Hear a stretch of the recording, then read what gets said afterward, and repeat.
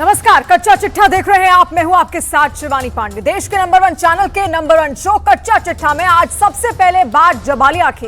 उत्तरी गाजा इलाके का जबालिया जल रहा है। यहां शरणार्थी शिविर पर इजरायल ने अंधाधुंध बमबारी की है और इसमें बहुत से लोगों की मौत हुई है। इजरायल का दावा है कि उसने हमास के कमांडर को इस हमले में मार गिराया है। जबालिया की तबाही की ग्राउंड रिपोर्ट देखकर आप चौंक जाएंगे।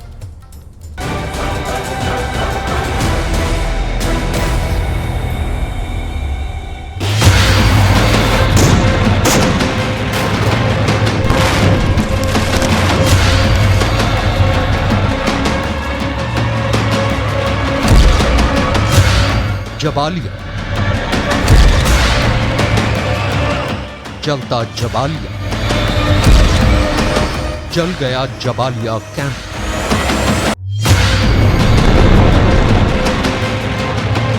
हमला किया गया है, हवाई हमला। सामने आपको दिख रहा होगा गाजा के आसमान पे धीरे धीरे वो चमकीला सा जो आपको वीडियो दिख रहा है सामने में, वो गाजा के आसमान पे जबालिया रिफ्यूजी कैंप पर आईडीएफ ने हमला किया। और आपको हम जबालिया दिखाते हैं। यहाँ से सामने में जो शहर दिख रहा है आपको, वो जबालिया है। 15 मिनट से लगातार हमले हो रहे हैं और आवाज हमें लगातार आ रही है। और जैसे जैसे हमला रुकता है, जो पूरा शहर है वो हमें दिखने लगता है। इजराइल ने उत्तरी गाजा में सबसे बड़े जबालिया रिफ्यूजी कैंप को निशाना बनाया। इजरायली सेना ने दावा किया कि उसने इस हमले में हमास के एक सीनियर कमांडर इब्राहिम बियारी समेत 50 लड़ाकों को मार गिराया है। אנו ממשיכים להעמיק את הפעולה ברצועת עזה באופן משמעותי בצורה קרקעית בצפון הרצועה. במהלך הלילה לוחמי צה"ל ניהלו קרבות משמעותיים, ביניהם אחד הקרבות ממבנה קומות באזור ג'באליה. ירו מחבלים לעבר כוחות שלנו בשטח. המבנה הזה, כמו מקומות רבים נוספים, מחבלי חמאס משתמשים בהם כמקלט. במקרה הזה מדובר במכוון. जबालिया क्षेत्र में मौजूद शरणार्थी शिविर करीब 1.4 स्क्वायर किलोमीटर में फैला है। हमले से पहले यहां करीब 1,16,000 लोगों ने पनाह ले रखी थी। जबालिया पर इजराइल युद्ध का अब तक का सबसे बड़ा हमला हुआ है। इजराइल का दो टूक जवाब है। रिफ्यूजी कैंप पर हमला इसलिए कि हमास के आतंकी कैंप को ह्यूमन शील्ड की तरह इस्तेमाल कर रहे हैं। शरणार्थी शिविर में हमास के आतंकी इसलिए छिपे हैं क्योंकि उन्हें लगा कि इजराइल जबालिया पर इस तरह का हमला नहीं करेगा। इजराइल ने एक एक हमास के आतंकी का सर्वनाश करने तक युद्ध जारी रखने की कसम खाई है। नतीजा सामने है। जबालिया अपने भाग्य पर आठों पहर आंसू बहा रहा है। जबालिया क्षेत्र में कोई पहली बार हमला नहीं हुआ है, लेकिन जिस लेवल का हमला था उससे बहुत बड़ा नुकसान हुआ है। इजरायल की सेना को सूचना थी कि वहां हमास का कमांडर छिपा बैठा है, इसीलिए शरणार्थी शिविर पर ही इजरायल की सेना ने हमला कर दिया। लेकिन हमास का दावा है कि न तो वहां उनका कोई लड़ाका था और न किसी कमांडर के मारे जाने की पुष्टि हुई है। कौन था हमास का वो कमांडर 7 अक्टूबर को इजराइल पर क्रूर हमले का प्लान रचने में शामिल था? हमास का कमांडर इब्राहिम बियारी का क्या था बैकग्राउंड? इजराइल का टारगेट नंबर 5 क्यों था इब्राहिम बियारी मारा भी गया या जिंदा है जैसा कि हमास का दावा है? इजरायली सेना का दावा है कि उसके सैनिकों ने अब तक हमास के 11,000 ठिकाने तबाह किए हैं। סינואר וכל בכירי חמאס מנסים לייצר תמונה של עזה הרוסה ועזתים הרוגים באשמת ישראל ואשמת צה"ל. הם לא יצליחו להסתיר את האשמים האמיתיים, הם עצמם שהמיתו אסון על עזה.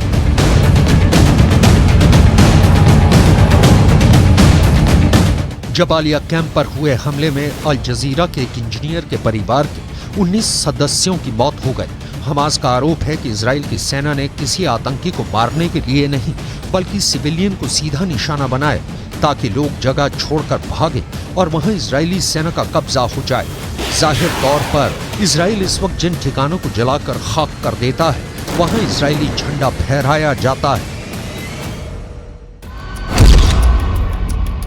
सवाल है क्या सिर्फ हमास के कमांडर इब्राहिम अल बयारी को मारने के लिए इजराइल ने शरणार्थी शिविर पर हमला कर दिया? इजरायली सुरक्षा बलों के मुताबिक हमास का शीर्ष कमांडर अल बयारी 7 अक्टूबर को इजराइल पर आतंकी हमला करने वालों में से एक था। इब्राहिम अल बयारी गाजा पट्टी में जबालिया शरणार्थी शिविर में तैनात सेंट्रल हमास के जबालिया बटालियन का कमांडर था। इब्राहिम अल बयारी इजराइल पर हमले के बाद से गाजा पट्टी में हमास के सभी अभियानों की देखरेख कर रहा था। इब्राहिम अल बयारी 2004 के अल दूद बंदरगाह पर हुए हमले में हमास के आतंकियों को भेजने में भी शामिल था। इस हमले में इजराइल के 13 लोगों की मौत हो गई थी। इजराइल का दावा है कि इब्राहिम अल बयारी इजराइल पर हुए कई हमलों में शामिल था। लड़ाकू विमानों ने हमास के शरणार्थी शिविर में हमला किया और वहां सब कुछ तबाह कर दिया। इस दौरान सेना ने हमास के सेंट्रल जबालिया बटालियन के कमांडर इब्राहिम अल बयारी को भी मार गिराया। आईडीएफ ने सोशल मीडिया साइट पर एक पोस्ट शेयर किया है कि इजरायली सेना के हमले में हमास के भूमिगत आतंकवादी ढांचे ध्वस्त हो गए हैं। इस दौरान बड़ी संख्या में उसके आतंकी मारे गए। आईडीएफ के मुताबिक इस दौरान जबालिया के निवासियों से अपनी सुरक्षा के लिए दक्षिण की तरफ जाने को कहा गया है। इजराइल की इस अपील का बड़ा असर होना चाहिए, लेकिन कैसे? लोग कहां जाएंगे इतनी जल्दी? उन्हें कौन ठौर देगा? अरब देशों के फिलिस्तीनियों को बचाने के वादे गाजा के गर्द में मिल गए हैं। गाजा के 20 लाख लोग एक साथ कहां गायब हो जाएंगे? इस बड़े सवाल का बहुत छोटा सा जवाब मिस्र के बॉर्डर राफा से आया है। पहली बार विदेशी नागरिकों के लिए राफा बॉर्डर खोला गया है। यहां से करीब 400 लोग मिस्र पहुंचेंगे। इनमें जख्मी हुए फिलिस्तीनी नागरिक भी शामिल हैं। मिस्र ने वादा किया है कि वो जख्मी फिलिस्तीनियों को भी राफा बॉर्डर को पार करने की इजाजत देगा, जिससे उनको सही इलाज मिल सके।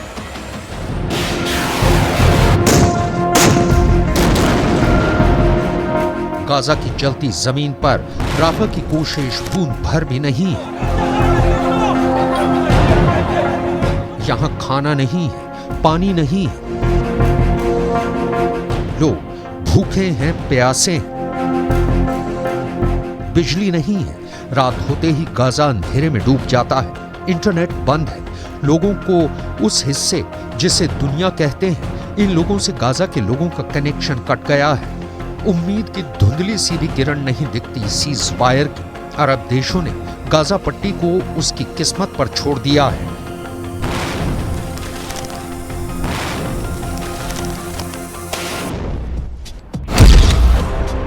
खुद को फिलिस्तीनियों का अलमदार मानने वाले ईरान, तुर्की, यमन, लेबनान, जॉर्डन जैसे देश कहां हैं? क्या गाजा की इससे भी बुरी गत बनने के इंतजार में है? ईरान के राष्ट्रपति इब्राहिम रईसी अरब देशों की अटूट एकता की कस्में गाजा में दम तोड़ रही हैं। ईरान की धमकियों को इजराइल की सेना ने जबालिया की जमीन में दफन कर दिया है। ईरान की सेना पूरी गाजा पर टूट रही है। गाजा के कतरे कतरे में बारूद भरा जा रहा है। कौन रोकेगा? रिफ्यूजी कैंप पर हमले से इजराइल को अरब देशों का हाल आप देख चुके। अब कुछ ऐसे देशों की लिस्ट देखिए जो इजराइल के खिलाफ एक्शन ले रहे हैं। बोलीविया ने इजराइल के साथ संबंध तोड़ दिए हैं। कोलंबिया और चिली ने गाजा में नागरिकों की मौत की निंदा करते हुए अपने राजदूतों को वापस बुला लिया है। राजदूत वापस बुलाने या राजनयिक संबंध तोड़ लेने से भी नहीं लगता कि इजराइल पर कोई असर पड़ेगा। इजराइल पहले हवा से और अब जमीन पर तबाही मचा रहा है। उत्तरी गाजा के जबालिया कैंप पर इजराइल ने कम से कम 6 हवाई हमले किए। इजराइल इस बात को दोहरा भी रहा है कि जहां जहां हमास के लड़ाके होंगे वहां हमले किए जाएंगे। हमास के लड़ाकों को ह्यूमन शील्ड बना लेने का कारण छोड़ा नहीं जाएगा।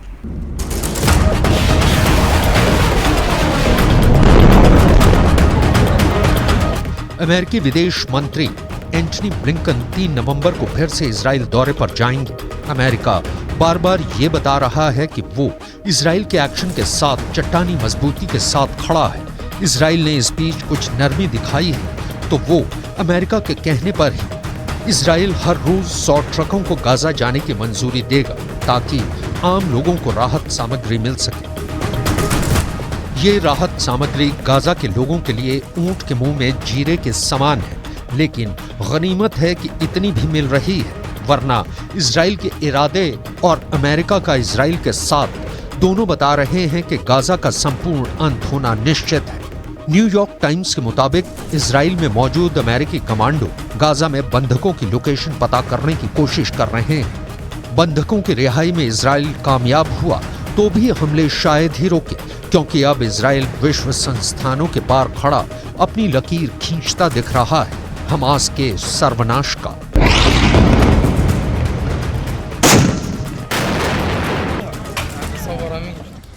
जमालिया में हुए हमले के बाद अरब देशों में बहुत गुस्सा है। जॉर्डन ने इजराइल से अपना राजदूत वापस बुला लिया है, लेकिन इजराइल के लिए सबसे बड़ा खतरा तीसरा फ्रंट बन चुका है, क्योंकि इस फ्रंट से इजराइल पर सबसे बड़ा हमला हुआ है। यही वजह है कि इजराइल ने अपना सबसे बड़ा हथियार एक्टिव कर दिया है।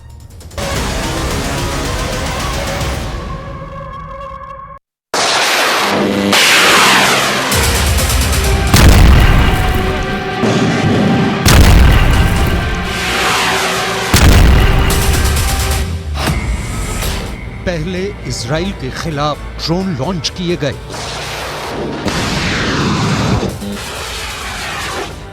बात नहीं बनी तो इसके बाद इजराइल पर क्रूज मिसाइल दागी गई। जब दोनों हथियार नाकाम हो गए तो इसके बाद इजराइल पर सबसे खतरनाक मिसाइल लॉन्च की गई।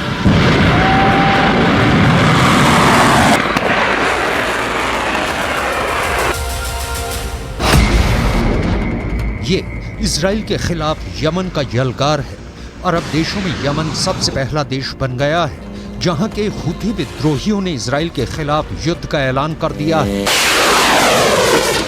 قامت قواتنا المسلحة بإطلاق دفعة كبيرة من الصواريخ البالستية والمجنحة وعدد كبير من الطائرات المسيرة على أهداف مختلفة للعدو الإسرائيلي في الأراضي المحتلة।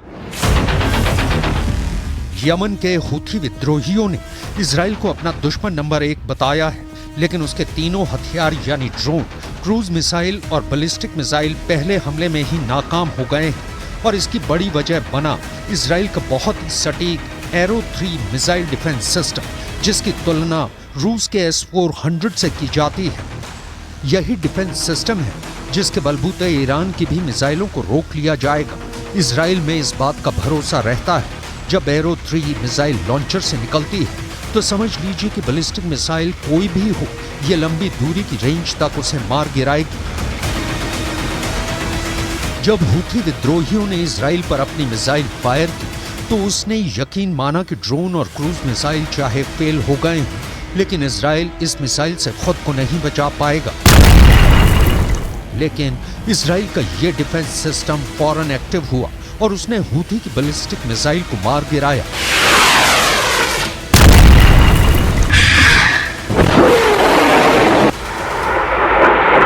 הים האדום, יירטנו טיל קרקע ששוגר לשטח מדינת ישראל. יירטנו אותו על ידי מערכת הגנה לטווח רחוק, מערכת החץ. זוהי הפעלה ראשונה של המערכת במלחמה והיא בוצעה בצורה מוצלחת. अब तक इजराइल आयरन डोम को लेकर दुनिया में मशहूर हुआ है। ये इजराइल का बहुत ही सटीक एयर डिफेंस सिस्टम माना जाता है। आयरन डोम ने अब तक हमास की तरफ से दागे गए हजारों रॉकेटों को मार गिराया है। देखिए, दिन में जब ये रॉकेट फायर किए जाते हैं तो कैसे हमला होता है। पहला रॉकेट, फिर फायर हुआ दूसरा रॉकेट, इसके बाद लॉन्च हुआ तीसरा रॉकेट। हमास के रॉकेट लॉन्च होते हुए इतनी साफ तस्वीरें। हमास एक के बाद एक 10 रॉकेट फायर करता है और फिर इजराइल के शहर टारगेट बन जाते हैं। गाजा में बमबारी के खिलाफ हमास ने अपना रॉकेट वाला गोदाम खोला हुआ है।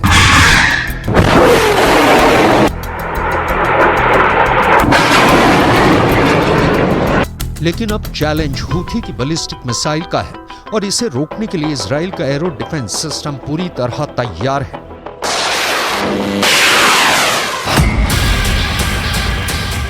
Arrow missile defence system 150 kilometre से ज्यादा की रेंज तक बैलिस्टिक मिसाइल को रोक सकता है।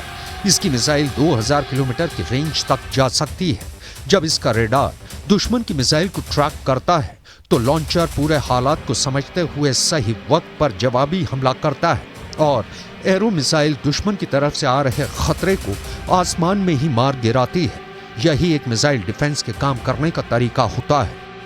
החות'ים הם אכן בחלקם מביאים יכולות איראניות שגם מגיעות לאזור הזה, וזה גם חלק מהדברים שנתקלנו בהם ביירוטים, ולכן זה חלק משלוחה, מה שנקרא פרוקסי איראני, זה החות'ים, ואמרתי, יש לנו יכולת הגנה שהבינו אותה, אנחנו מייצרים הגנה מקסימלית, שום דבר אף פעם לא הרמטי, אבל ההגנה שלו מאוד מאוד חזקה עכשיו במרחב הזה, ואנחנו נעבה אותה עוד אם צריך, אנחנו נייצר הגנה, מעטפת הגנה חזקה במרחב הדרומי של מדינת ישראל. इजराइल साफ साफ कह रहा है कि यमन के हुती विद्रोहियों को ईरान का पूरा समर्थन है। यही वजह है कि उसने पिछले कुछ वर्षों में ऐसे हथियार बना लिए हैं जो इजराइल की रेंज तक मार कर सकते हैं। ये इजराइल के लिए बहुत डराने वाली बात है, क्योंकि अगर यमन को वो काबू नहीं कर पाया है तो समझ लीजिए कि उसके खिलाफ तीसरा फ्रंट एक्टिव हो जाएगा।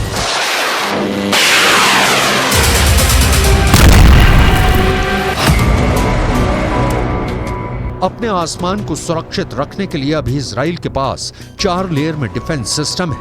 पहला है आयरन डोम, जो रॉकेट और विमानों को 70 किलोमीटर के दायरे में रोक सकता है। मिड सेगमेंट में दूसरा है डेविड स्लिंग सिस्टम, जो 250 किलोमीटर की रेंज तक मिसाइल या विमान का दुश्मन बन जाता है। एरो 2 एयर डिफेंस सिस्टम, इसकी रेंज भी 250 किलोमीटर तक है, लेकिन ये डेविड स्लिंग के मुकाबले में ज्यादा ऊंचाई पर जाकर आसमानी टारगेट को मार गिरा सकता है। और चौथा है एरो 3, जो 250 किलोमीटर से भी आगे के टारगेट को खत्म करता है। और अब यही इजराइल का सबसे बैलिस्टिक मिसाइल को मार गिराने वाला गारंटी बन चुका है।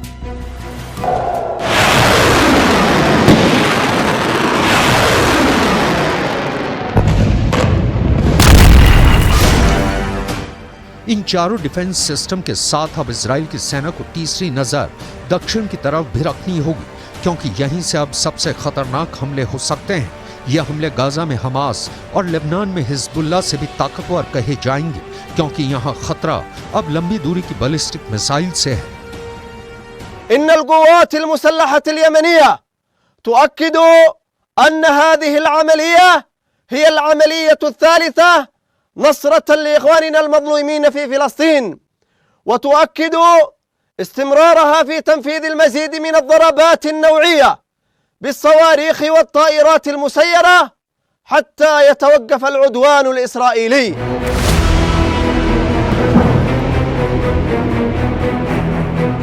इससे पहले 19 अक्टूबर को हुती विद्रोहियों ने इजराइल पर ड्रोन और क्रूज मिसाइल से हमला किया था, लेकिन इस हमले को लाल सागर में मौजूद अमेरिकी जंगी जहाज ने मिसाइल मारकर नाकाम कर दिया था, जबकि सऊदी अरब ने भी इजराइल की तरफ बढ़ रहे कई ड्रोन मार गिराए थे।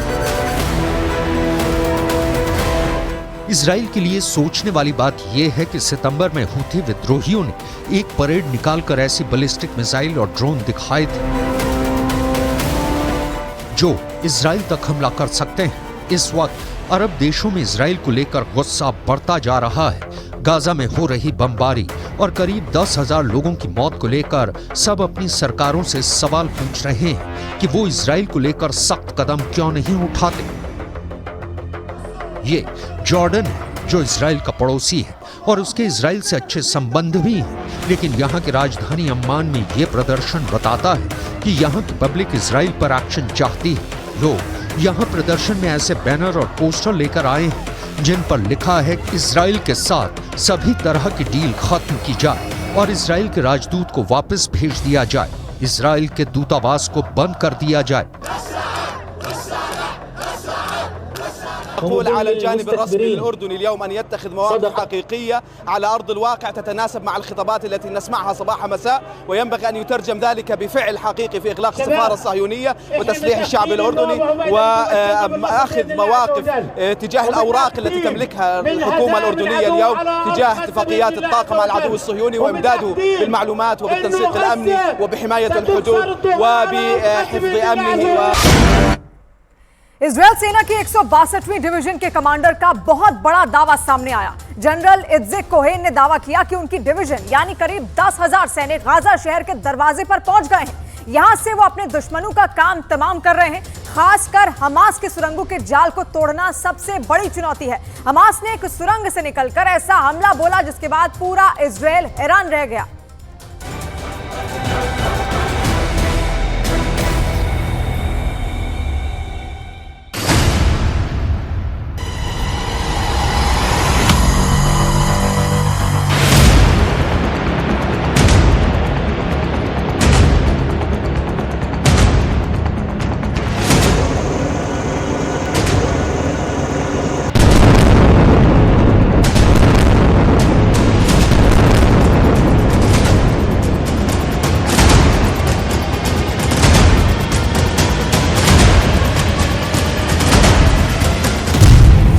सुरंग का दरवाजा खुला।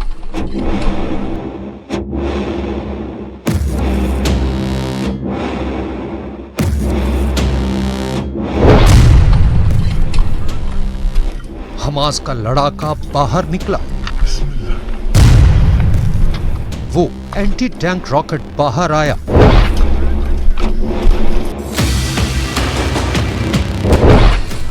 झाड़ियों में छिपते छिपाते दबे पांव आगे बढ़ा। उसके पीछे एक और आ गया। बगल से तीसरा भी आगे बढ़ चला। तीनों अपने हाथों में एंटी टैंक रॉकेट लेकर आगे बढ़ते गए। कुछ दूर आगे बढ़ने के बाद निशाना साधता है और फिर एंटी टैंक रॉकेट सीधे टारगेट पर जाकर लगता है। हमले के बाद इजराइल के टावर में आग लग जाती है। हमले के फौरन बाद हमास के तीनों लड़ाके भागकर सुरंग के अंदर समा जाते हैं और बॉर्डर के इस पार इजराइल के कैंप में हलचल बढ़ जाती है। ठीक ऐसे ही हमास के लिए सुरंगें सबसे बड़ी और ताकतवर हथियार बनी हुई हैं, तो वहीं इजराइल की सेना के लिए हमास की सुरंगें सबसे बड़ी दुश्मन बनी हुई हैं।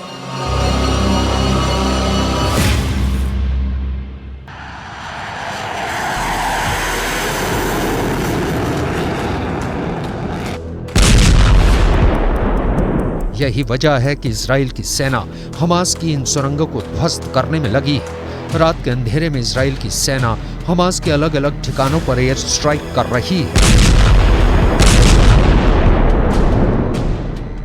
इजराइल ने दावा किया है कि उसकी सेना ने गाजा के सुरंग नेटवर्क पर बहुत ही भीषण हवाई हमला किया है। इस हमले में हमास की सुरंगों को तो नुकसान पहुंचा ही, हमास के दर्जनों लड़ाकों को भी मार गिराया गया।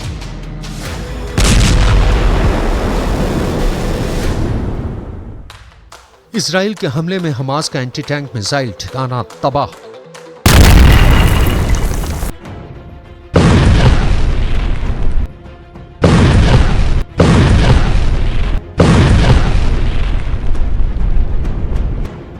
इजराइल की एयर स्ट्राइक में हमास के रॉकेट लॉन्च पोस्ट नेस्त नाबूद।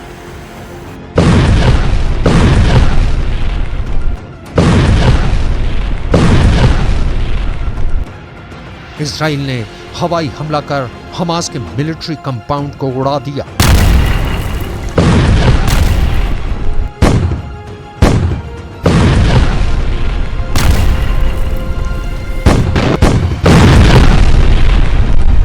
गाजा पर बम बरसाकर इजराइल ने हमास की कई खुफिया सुरंगों को तोड़ डाला।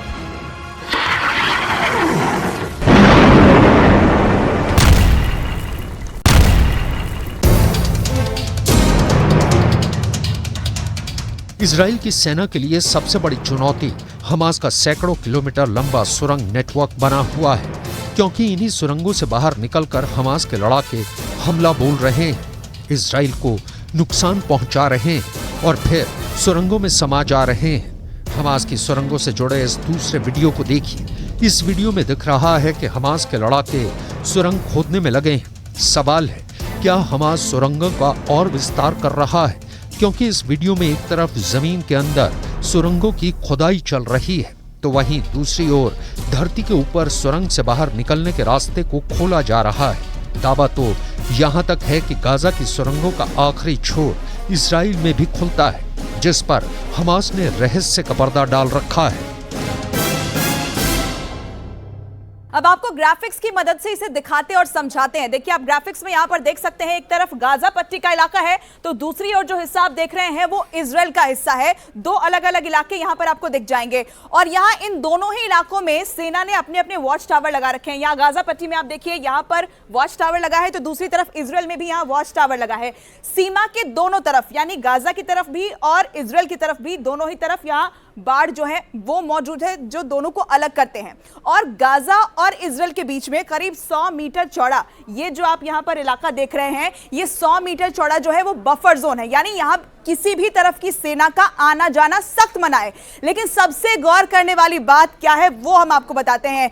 इजराइल की तरफ से बनी ये जो आप देख रहे हैं ये दीवार, यहां पर ये कंक्रीट की जो दीवार है वो बनाई गई है और ये बहुत खास है क्योंकि ये जितनी ऊंची आपको नजर आएगी, दरअसल ये जितनी ऊंची है उतनी ही ज्यादा गहरी भी है, यानी जमीन के नीचे उससे कई ज्यादा गुना गहरी है। और गाजा में हमास ने करीब 200 फीट यहां पर आप देख सकते हैं, ये जो हिस्सा आप देख रहे हैं ये इस कंक्रीट की दीवार के नीचे से यानी गहराई में सुरंगें खोद रखी हैं। और विदेशी मीडिया की रिपोर्ट की माने तो इससे इनकार नहीं किया जा सकता कि हमास ने इस कंक्रीट की दीवार के नीचे भी सुरंगें खोद रखी हैं। जो हिस्सा आप देख रहे हैं नीचे की तरफ, कंक्रीट की दीवार के नीचे से ये सुरंग गुजरता है और अगर ऐसा हुआ तो वो इजराइल के लिए बहुत ही खतरनाक साबित हो सकता है, क्योंकि वो जमीन के अंदर ही अंदर इजराइल में दाखिल होकर बहुत बड़ा हमला बोल सकते हैं। हाल ही में जिस सुरंग से हमास के लड़ाकों के बाहर निकलने का वीडियो सामने आया है, उसके बारे में दावा किया जा रहा है कि ये एरीज क्रॉसिंग के पास मौजूद सुरंग का है। गाजा की इस सैटेलाइट तस्वीर को बहुत गौर से देखिए। इसमें गाजा और इजराइल के बीच मौजूद हर एक क्रॉसिंग की लोकेशन है। गाजा के उत्तरी सीमा पर मौजूद इस क्रॉसिंग की लोकेशन पर गौर करिए। इसी क्रॉसिंग का नाम एरीज क्रॉसिंग है, जो फिलहाल बंद है, लेकिन इसके नीचे धरती के अंदर मौजूद हमास की सुरंग फुल एक्टिव है और ये है इजराइल गाजा बाड़। इस बॉर्डर के दोनों तरफ 100 से 400 मीटर तक बफर जोन है। यहाँ आना जाना प्रतिबंधित है। इस बफर जोन से लगे कई क्रॉसिंग मौजूद हैं, जिसमें से दूसरा अहम क्रॉसिंग है नाहा ओज क्रॉसिंग, जो 2010 में स्थायी रूप से बंद है। इस तीसरी क्रॉसिंग को सूफा क्रॉसिंग कहा जाता है। ये 2008 में स्थायी रूप से बंद है। गाजा का चौथा अहम क्रॉसिंग का नाम है रफाह क्रॉसिंग, जो गाजा को मिस्र से जोड़ता है।